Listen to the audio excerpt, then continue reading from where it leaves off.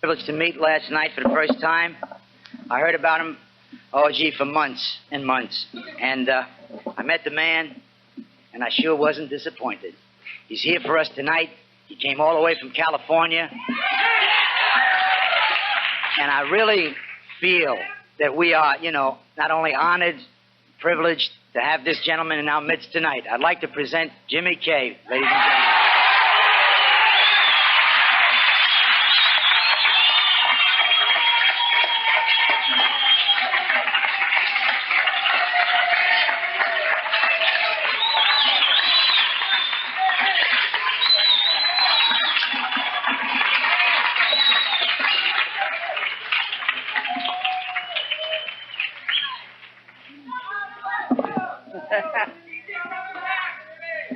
I ain't going to leave. I told you before, I ain't going to leave.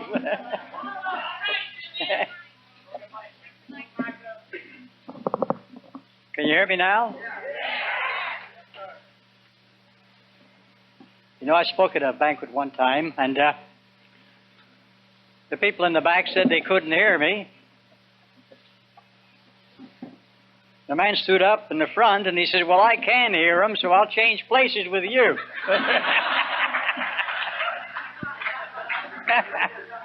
I've never forgotten that one, My name is Jimmy.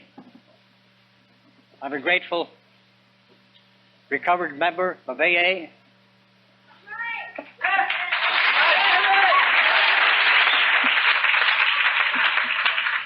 That's where I started. But I'm the most grateful member, I think, of NA tonight.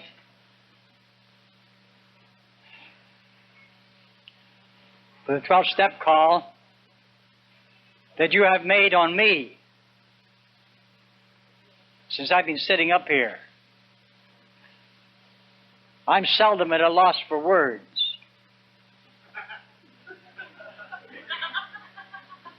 But I'm almost nonplussed right now, How could anybody come up here and say anything after what we've just seen? If we could only put 1/10 of the effort into working the steps of recovery that we've seen demonstrated here in the last half hour.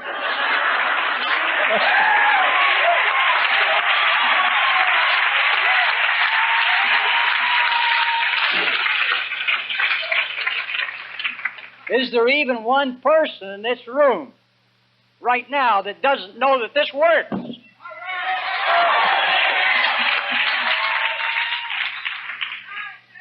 I got a reputation for being pretty corny at times. But all I could think of a while ago when I was sitting there listening and watching and feeling what was going on, because that's where I live, in feeling. I know you do too. I could only think of one thing. And I'm going to steal it from a TV show that you've all seen one time or another. And whether you like it or not, I got to say it. From New York, it's Saturday Night Live.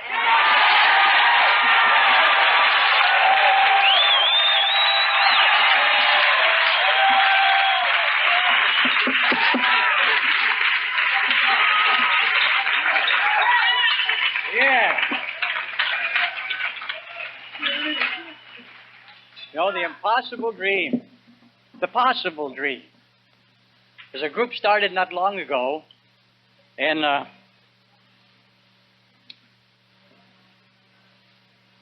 Montana. No, not Montana. Yes, it was Montana. And they called themselves the Possible Dream. That's the name of their group. And that ties right in with the impossible dream also. There's no longer the impossible dream. We know it works. There's a little thing in the little white book, that ends up by saying, the big lie, is dead. No longer will society or the addict accept the fact that they can't recover. We do recover. Recovery is the most important asset that we have. And it comes from the steps. And simplicity is what is so hard, I think, for most of us to grasp in the beginning. Simplicity of the program. I don't know whether I'm even going to say anything that I got notes here for tonight. I never do. You know, I make notes and then I forget them. You know? Sometimes I leave them in the room. One time I left them home. You know? Yeah. I generally like to talk off the cuff anyway. I may refer to it if I forget what I'm saying. You know? Because I'm not all here yet either, you know. But I want to thank the people that made it possible for me to come to New York today and to be here tonight. The message is not in words so much. It's in what we've seen right now, you know. We're almost acting like real people, aren't we?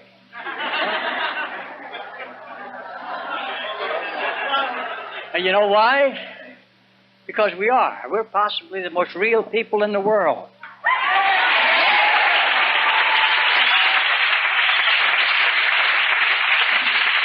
And I would like to tie in what I said a minute ago about no longer will society or the addict accept the big lie that we no longer recover, you know, in that respect. We can't accept it because we know reality when we touch it. There's something again in the little white book that says, and I remember that because it was such a strange thing to be when I remember feeling reality again after so many years of not knowing exactly what it was, living that life of illusion. And to feel time, to know what time was. Time was something meant nothing, you know. I tried to kill time. I tried to kill myself, just as you did. Yeah? And I think sometimes I'll probably do what I do very often. I talk to myself most of it when I'm up here. This is part of my form of contemplation. To think seriously and realistically and within space and time. You know, I was always so far out, space and time meant nothing, you know. But to feel it, and to feel what's going on, and to appreciate the things that are happening right now, you know. To feel it deeply, because we do feel deeply. That's one of our big problems. My problem was I was too idealistic. I expected too much of life. I wanted more of what there was. And I try to fill my life as you have, with the drugs and the booze, the bar rooms and the bedrooms, you name it. We've done it, you know. We can't con each other. What were we looking for? A better way to live, a better thing to have going for us. I remember my first visit to New York. I'll never forget it.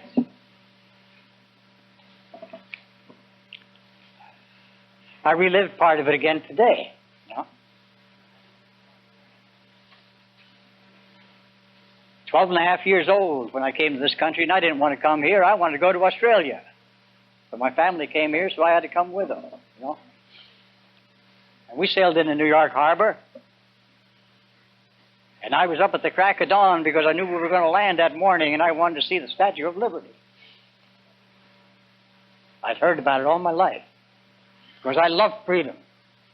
I've always loved freedom. And I love it more today than I ever did. You know? And I watched that statue as I got closer and closer to it. Not as close as I got today. You know? That's a beautiful lady. You know? And we come into Ellis Island. Am I glad that place is closed?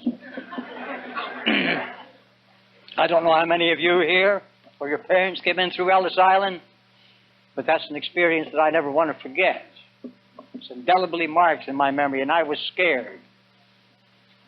I had 3 brothers and a sister with me, and they were all younger than I.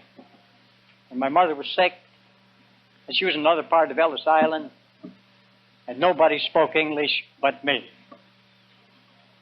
And I couldn't find anybody to talk to ask what was going on. We had a great big tag on us about this big, like cattle. And finally, I found one man who spoke excellent English. He liked to scare me to death. You know? When he first walked over to me, he heard me talking to somebody about, find me somebody who speaks English. You know? And nobody understood me, and he came over, and he had the great hat, in the great coat. He was a white Russian.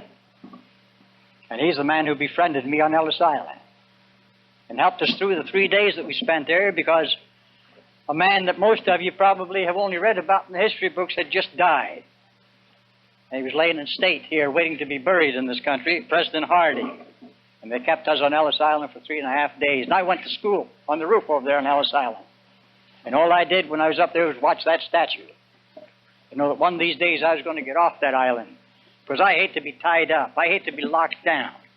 But nothing bothers me worse than I'm going to take my coat off, because I don't even like that, you know.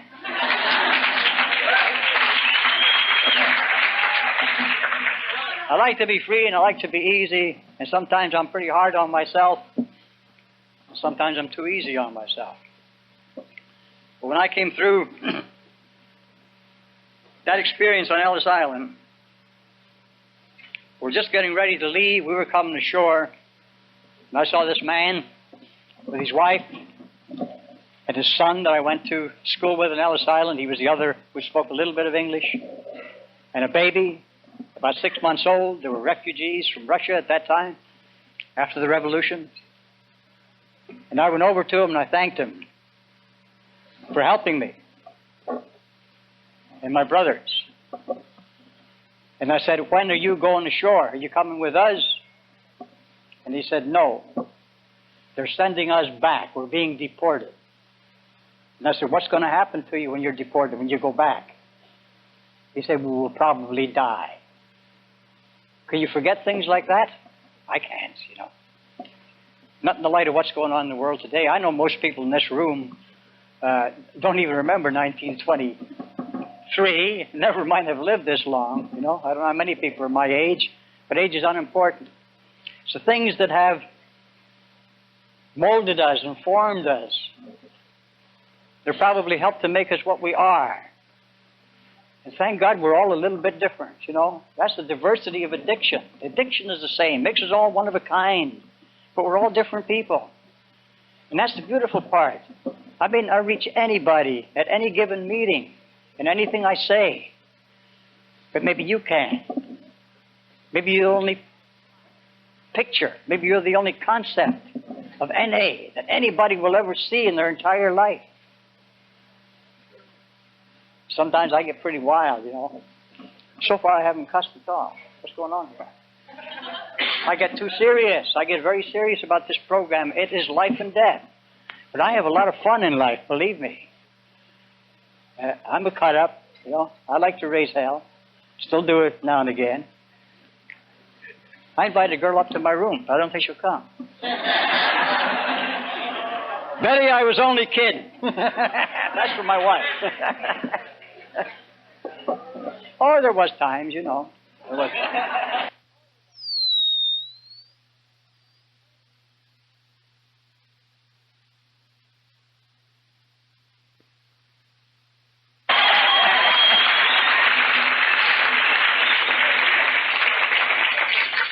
It's just that I have found one of the finest women in the world, you know. Another addict, 13 years on this program. And she's got a better program a lot of times than I have, I'll tell you that. You know? She's the most honest person I've ever met in my entire life. My first wife was very much like her. She was a very honest woman. So I guess somebody has to make up for my lying, cheating, stealing, and so forth. I think whatever gods we believe in, you know, will understand things like that. Because I really think that we find the world's best women. That is, the male finds the world's. I don't know whether the men are the best men, but I know the women are the best women I've ever met. You know?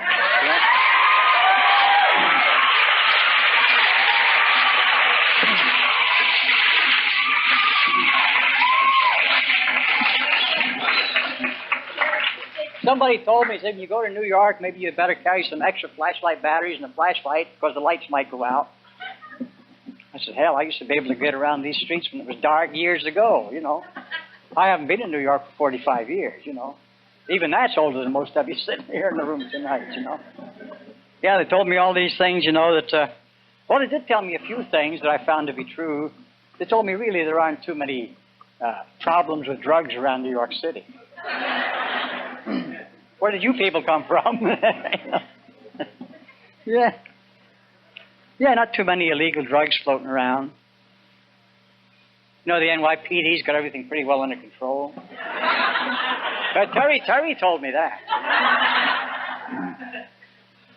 So they told me, you really don't have anything to worry about. And I know it's true, because right after I got off the plane, only 2 people approached me.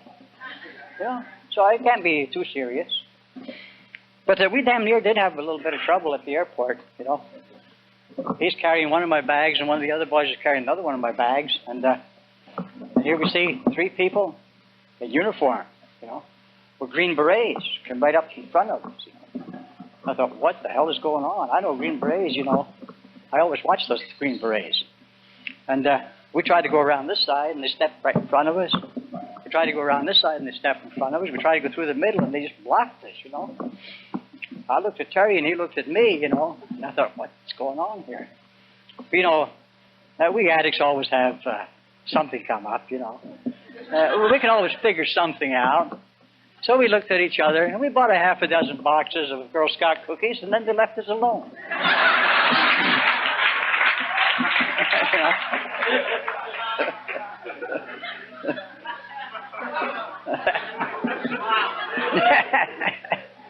You know, I told you that my mind gets fuzzy when I get up and try to talk, because I like to sit down at a table with 3 or 4 people and chew the fat, or get in the room like we did until about 5 o'clock this morning, comparing notes and running the program down to each other, not cutting up old touches, you know.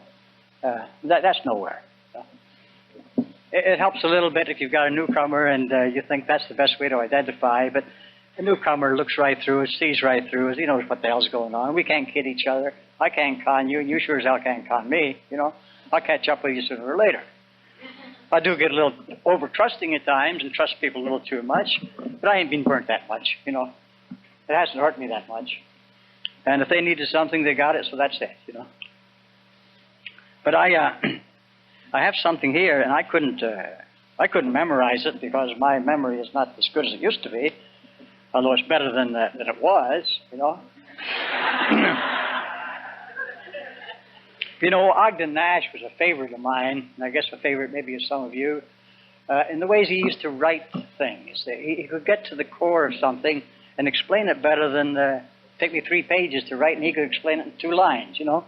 And he wrote something once, you know, and I'm going to read it to you here. It said, often the stilly night, when the mind is fumbling fuzzily, I brood about how little I know, and I know that little so muzzily. Ere slumber's chains have bound me, I think it would suit me nicely if I knew 1/10 of the little I know, but I knew that 10th precisely, you know. And that's what I get, you know. If I could just remember 1/10 of the things that I know, it'd be fine. So, and then he goes on to say, gently my eyelids close, I'd rather be good than clever. And I'd rather have my facts all wrong than have no facts whatever, you know. And sometimes that's the way it is with me. My facts are not quite right. I haven't given myself enough time to think them through. But, you know, as time goes on, I do get enough time to think them through. Because I still wake up once in a while in the middle of the night, you know, when one of those old resentments that never die, seemingly, never seem to die completely, comes up, and I say, I still hate that son of a bitch, you know. I still hate him for what he did to me, eh? And I have to go through that again. I wish I could forget a lot of the things I remember. And I wish I could remember some of the things I forget, you know. But it just seems to, the right things come up at the right time. That's what I found out. And I see people, I keep looking at Lynn. I can't help it, you know. She's little enough, you know, that they say you shouldn't carry the addict, but her, I'll make an exception with her, you know. She's little enough for me to carry, you know. But I look at all these things going on, you know, and I remember the first time that Lynn came out to California. We went up to the San Francisco convention, and we walked through the lobby. I was thinking about it yesterday when I got into the lobby. Got into the lobby, we were walking through the lobby, and she was sort of trailing Betty and I, and we get to the door, a banquet room like this, and she looked in the door. I'll never forget, it was the second door down. She looked in there, and she turned around to me, and tears were coming down her cheeks, and she said, You mean there's that many clean addicts in the world? And I said, yeah, and a lot more besides, you know. And it's true here. Imagine how many are not here who are clean. Imagine how many are not here.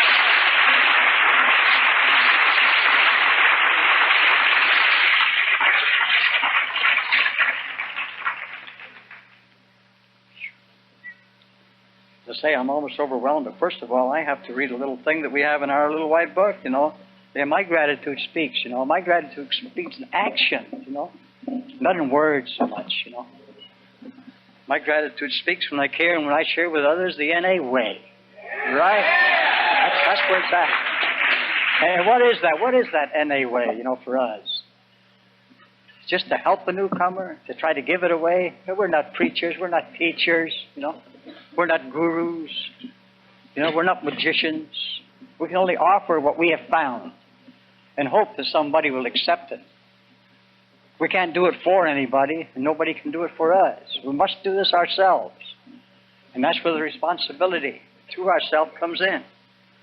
And I think if we remember nothing else other than that, everything will fall into place. You know?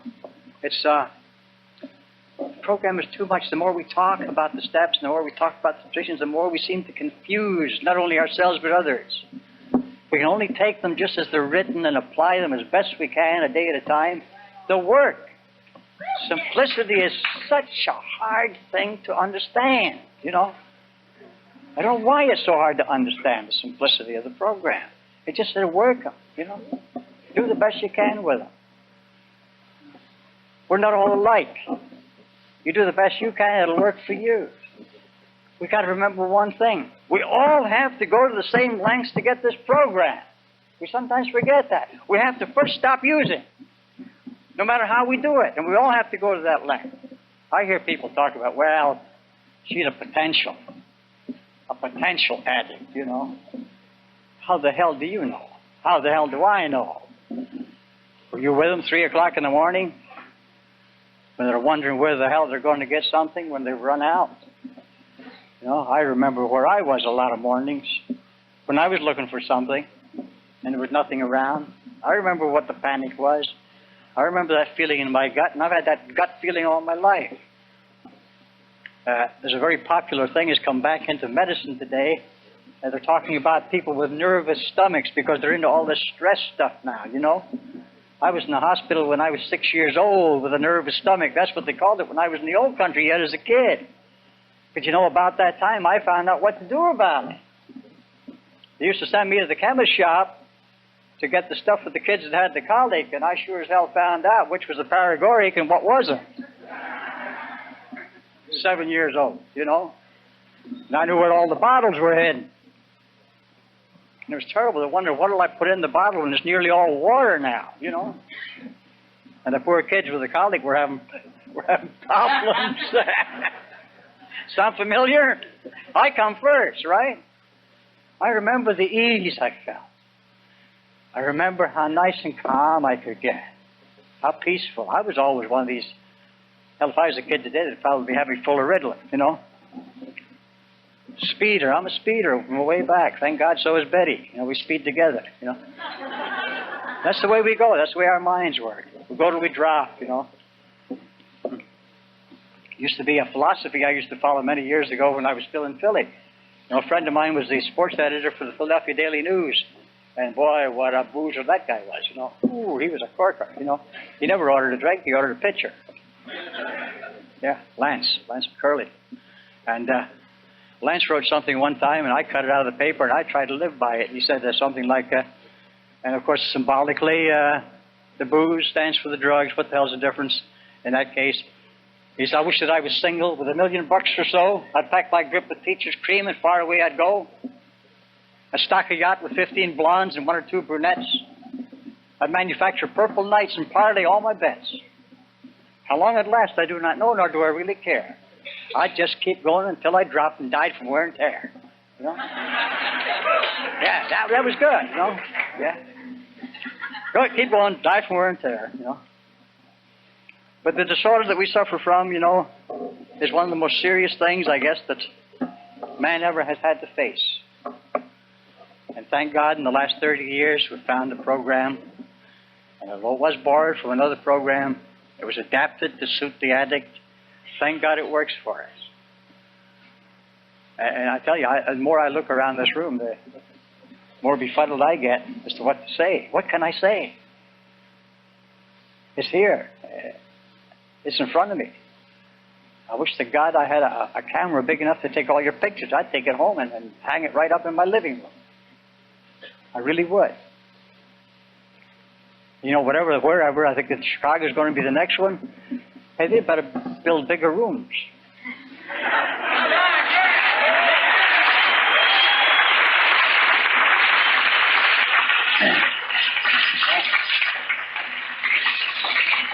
No, I'm not a prophet, although I can see the future in a lot of things.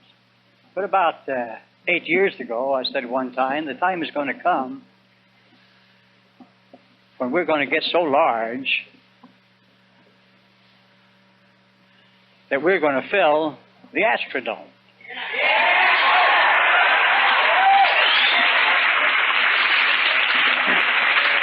And they're going to have to put in extra seats. Going to have to put in extra seats down and around the field, you know. Doggone right. I'm not going to even talk about that. I take everything in threes, though I will mention that. The way I look at the steps, it made it much easier for me when I could look at them in my way, so that I could understand them as best I could, with the limited amount of brain power I had at that time. And I separated them into trinities because it seemed to me all my life things go in threes, you know. They always seem to go in threes. Physical, the mental, the spiritual, you know. The body, the mind, and the spirit. And I found out that with the steps, when I looked at them in the simplest form, they sort of came in threes too, you know. The first three steps I finally figured out were the conditional steps. These were the things that I had to have. That was my base before I could even really make any move. And I got stymied right away because the second and third steps didn't apply to me. I couldn't believe in any higher power, you know. I wasn't really an atheist. I wasn't really an agnostic. I wasn't a Christian. I wasn't a Jew, and I wasn't a Muslim. I don't know what the hell I was, you know. I was befuddled, bewildered, and be damned, I guess, you know. And I figured, well, I can't make this, but I'll take that first step and I'll give it the best shot I got. I just ain't going to use and I ain't going to drink no more. And see if it works for me. And then I figure from that, they told me, and the first thing I ever heard was it was God as I understood Him. See? Now, I never played hooky from school in my life. I loved school. I wasn't a very good student by many standards, but and I worked hard for what I had to learn. But never played hooky from school. But I played hooky from church every chance I got, you know. I just couldn't go for it. It got to a point where my family's a very religious family, and deeply into religion, deeply into church. And I couldn't understand them, and I used to think, I don't really belong in this family. I think there's something wrong. I must have come from somewhere else, you know. Somebody else told me later on, a sister in another church organization told me that I came from Mars. I'm inclined to believe her, you know. Somewhere or another, I got here in a strange way, you know. But I could not believe in the things that I was learning as a kid because I didn't see the things that were happening in my life in the same way that others saw them. The things I had been taught meant that my grandmother, my favorite grandmother, and she wasn't going to make it from the religious point of view. And I couldn't figure that one out, for she was my favorite, you know. And later on, it came to a point where she entered into my new life in a way that I find it hard to explain. She came to me many times in the night when I was trying to figure these things out. What are spiritual values? Are there religious values? Can I accept another religion? I was going from one religion to another, as many of us do, and not finding the answers for me yet. And I used to get scared. You know, after I was on the program for about a year and 7 months, I went to a meeting one night, and I never really completely fitted into AA. I always felt there was something wasn't just quite right for me there. And I didn't quite seemed to fit any place I ever went. I don't know whether any of you felt that. Feel that in your life or not, you know? A friend of mine who was an avowed atheist, and he died an avowed atheist, but a deeply spiritual man, started another group called AA. But it was lowercase AA, not capital A's, but the lowercase AA. And it was Atheist Anonymous, you know. So I thought, well, I'll go over there, you know, maybe this is what I'm looking for. Maybe I can fit in here. Maybe he's got something. I went over there, and I run into trouble. And they hadn't been formed yet. We were just thinking about it. And Rex, I went over and talked to Rex, and he said, you know, you don't really belong here. You know, you're too damn spiritual for us. I went back to AA, and they told me, you're not spiritual enough to really belong here. What the hell is going on, you know? Where do I belong? All my life, I never seem to fit. You know, I fit here. Hey, I fit here. All the way. Yeah. And I had to learn in the next 3 steps, being 4, 5, and 6, what they meant. These were the exposition steps for me, the revealing steps. I had to find myself. What was this self that I was that was so bewildered and so lost most of the time? Didn't have a true identity of its own. What could I find here? And so I got into the 3rd step, as I say, and I couldn't understand that, so I skipped and went to the 4th and started on inventory, and boy, was that a rat race. Oh, God. Some of the people I run around with then, they were so deeply into what they were doing that I couldn't understand what they were doing at all. We used to have one dear friend of mine, she used to stand up on the podium and tell us all about her 32 defects of character. 32! And the best I could come up with was about 5 or 6, you know. And I used to talk to Ruth, how can you have 32 defects of character? And she would name them all for me. Down to 32. And I would go home and I'd sit there and I'd think, I can't hack that. How can I take care of 32 defects of character? I had to find an answer. Where did I find the answer? I went back to the religion of my youth, you know. What are the virtues? Faith, hope, and charity are the 3 virtues they told me about. And that's 3. I can handle 3, but not 32, you know. So I found out the way you get rid of your defects of character is to practice the 3 virtues that are known all over the world in every religion, every spiritual way of life. I had faith in this program. I knew it would work, you know. I had very little faith in me, you know, but I had faith in the program. And from that, you know, and I had the hope that it would work for me because I saw it working for others, you know. And the charity I understood as goodwill. The goodwill is the base of our program. It's the base of all spirituality is goodwill. Because from goodwill we grow to affection and sometimes to love. You know? I can have goodwill towards you even though I never associate with you and maybe not want to associate with you. You know? I had to figure these things out for me. This is my life I'm talking about. How do I handle it? How do I look at it and get the answers I need in order to live? In order to succeed in this business of living? And by continuing to practice faith, hope, and charity, my life began to change. But this one night, I went to a meeting and I was very low. I was very depressed because I didn't seem to be able to find these answers as yet. And I don't talk about this very often, but maybe this is the time to do it too. I went down to this meeting, and the more the meeting went on, there was about 30 people there, and the more of them that spoke, the worse I felt. The more they seemed to have something going for them, the more depressed I became. And the more depressed I became, the worse I felt.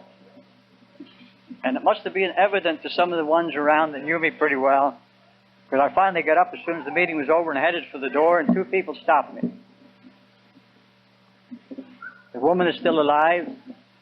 She spent a lot of time in the Peace Corps, and she's back in this country again now. And Johnny's dead. But Johnny and Betty stopped me at the door and said, what's the matter? And I couldn't talk. When I get really deep like that, I can't talk. And I just shook my head. I don't know. They said, where are you going? I said, are you going home? Are you going to be all right? I said, do you want me to come with you? Do you want to come over to our house? What do you want to do? I don't know. That's the way I would get. I'd go like that for days sometimes, unable to speak. And I left there and jumped in the car and went home. Walked into my bedroom. My wife and my daughter was in one bed.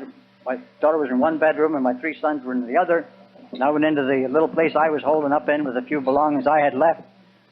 And up to this time I hadn't been able to, I was so emotionally ill that I hadn't been able to even sit down to eat a meal with my family. In fact, it took me 3 years before I could sit down and eat a meal with my family. And I was lucky at that, because the psychs told me it would take me at least 5, But they've been wrong before. Right? And anyway, I went home and I got out my German dress bayonet, which I used to carry. A lot of people know me. I was known as the Crazy Scot in the San Fernando Valley. And the dress bayonet, I have it at my side, and I have the loaded gun in my back pocket. And I loaded the revolver. And I made sure the knife was good and sharp, and I sat down to wait till the family was sound asleep, because I had already known what I was going to do. And I put my head down on the pillow, and I figured I'll wait till about 3 o'clock in the morning. By that time, I can kill the boys, shoot my wife and my daughter, and kill myself. And I never felt worse in my entire life. I had nothing left to live for, even though I've been trying hard. So I know how difficult it is for some of us to make this program. I've been there, And I sort of went into a sort of a half-sleep, half-trance, in the dark, laying in the dark. It was about 3 o'clock in the morning, I imagine, from what I can recall. And all of a sudden, the room began to get a little bit light. And I looked, and I saw something that looked like steps. And up on top of the steps was a great big circle, a big orb, a sphere, like hammered silver. And if I had ever been scared in my life, I was scared then. I didn't know what to make of it. I just lay there, stiff as a board. I couldn't move. And a voice from somewhere in the back of my head and behind that orb said to me, "Don't be afraid." And I relaxed. And I was told a few other things what to do, and I tried to hedge on what I was being asked to do. And I had mental images of what I could do according to what I was being asked to do. And the voice laughed a little bit and it said to me, "You shyster, you." Now, nobody had ever in my life called me a shyster, but you know what a shyster is, Shyster is a Philadelphia lawyer. But the word came from a New York lawyer named Shyster. Spelled a little differently, but that's where it came from. And I knew what it meant, unprincipled. I was going to have my way regardless. And I had to laugh a little bit because I knew whatever this voice was that was talking to me knew me inside out. I couldn't hide anything. That I was known. And then I was told what to do. And all I could say was, I'll do it to the best of my ability. Now, I can justify, I can explain, and I tried to for months to explain what this was all about. It makes no difference what happened, what the voice was. To me, it was a voice telling me the way I had to go in order to recover. Not just to stay clean, not just to stay sober, but to recover. And there's a big difference between recovery and just staying clean,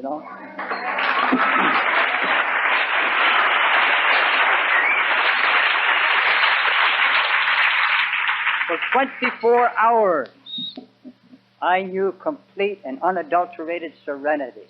The most beautiful thing that ever happened to me in my entire life. I knew everything was going to be all right. Everything was going to be all right with me. Everything was going to be all right with everybody else. Everything was going to work out if I would just do the footwork. And part of that is responsible for what we have today.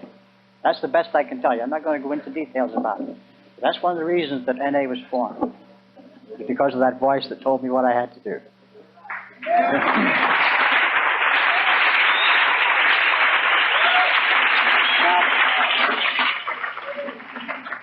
After all the things that have been going on today and last night, and will be going on tomorrow morning and the rest of the night, one thing about this program, it says that we have to enjoy our life too, I could go and talk to you for 24 hours about this program, you know.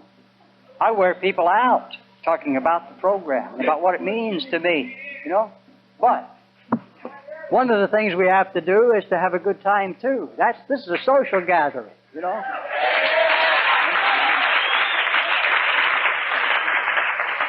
I'm going to be available in other places at other times, and I'm going to be doing some writing, too, you know. And I want to see everybody have a good time, because that's a big part of life. You know, life is a game anyway, you know. It's a game. I con myself all the time, you know, pretending that it really matters much what I do. It really doesn't, you know. Part of the thing about life is we enjoy ourselves. Providing that, we find that balance between the having, the things we have, and the things we enjoy, and the satisfactions we try to gain, and the area of being, which is what this program is all about. Shakespeare said it. When he wrote the soliloquy for Hamlet, you know, he said it. To be or not to be, that is the question. You know, we tried not to be through drugs for many, many years, and it didn't work. But to be what you are, to be the self that you truly are. Another poet, and I'm going to close with this, another poet said it to me, and I had to go back. I read Alexander Pope when I was in junior seminary years ago, and I enjoyed what he had to say. And he said something that went like this, that explained to me. I went back to it and found it in the books. I went back to it so I could understand, because it meant so much to me as to what this program and how I think and how I look at things. Find your own personal God, your own power as you understand it. Don't worry about the other persons. Huh?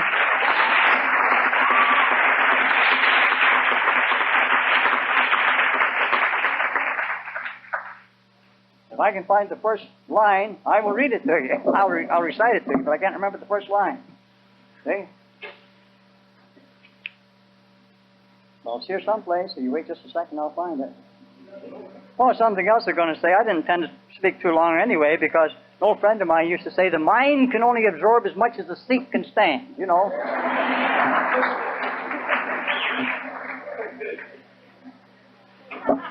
Anyway, Alexander Pope said, seek then the self. Presume not God to scan. The proper study of mankind is man. You know?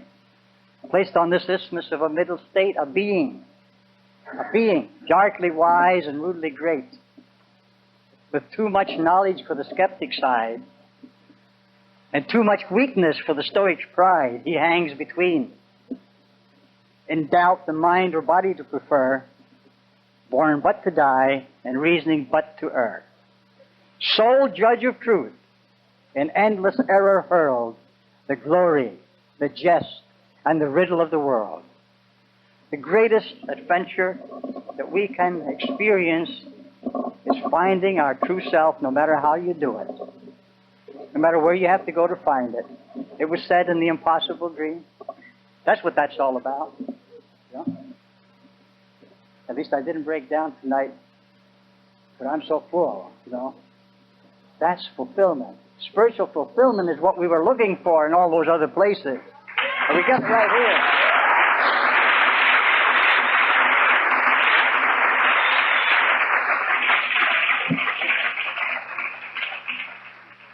Discipline I hate.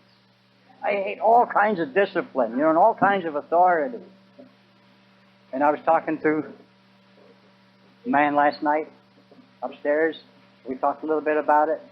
And I said, I look at discipline now very different than I used to.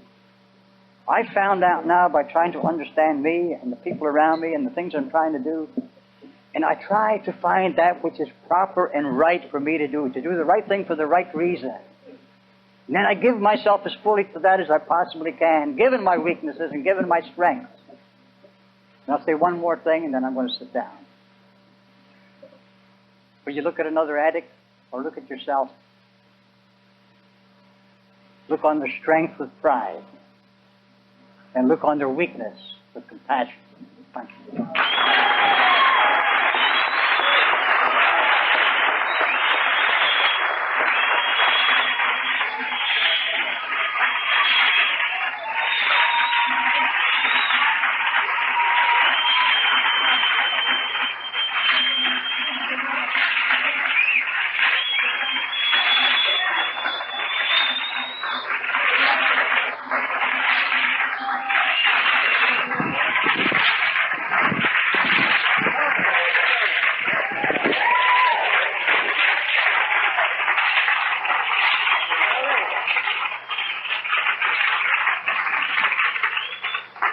now we'll close in the usual manner, the Lord's Prayer. Let's form a circle if we can, if that's possible. Circle around the tables. Let's make it easy. Let's circle around the tables.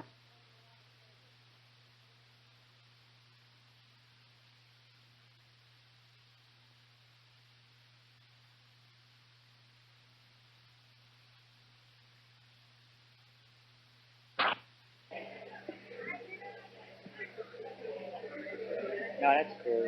Let's not say Our Father, who art in heaven, hallowed be thy name. Thy kingdom come, thy will be done, on earth as it is in heaven. Give us this day our daily bread.